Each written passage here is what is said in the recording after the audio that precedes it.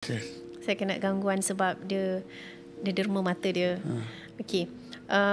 Gangguan ni happen dekat Manila. Dekat Manila masa saya masih under study.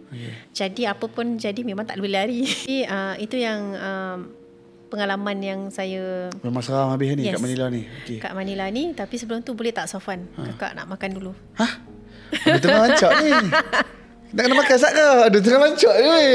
Ambil bau je tadi. Ambil bau je daripada tadi. Kesian suami saya belum makan.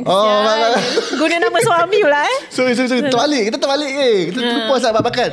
Tapi kita makan sat je boleh? Sebab saya nak dengar cerita ni. Boleh kita makan sat. Okay guys. Kita kembali selepas ni.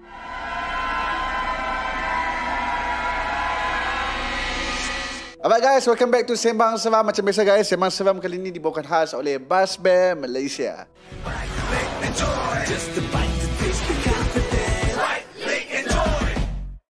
Alright, Kak Zai.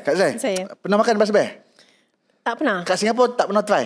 Singapura tak ada? Mungkin saya tak tahu sebab saya punya life tu kerja.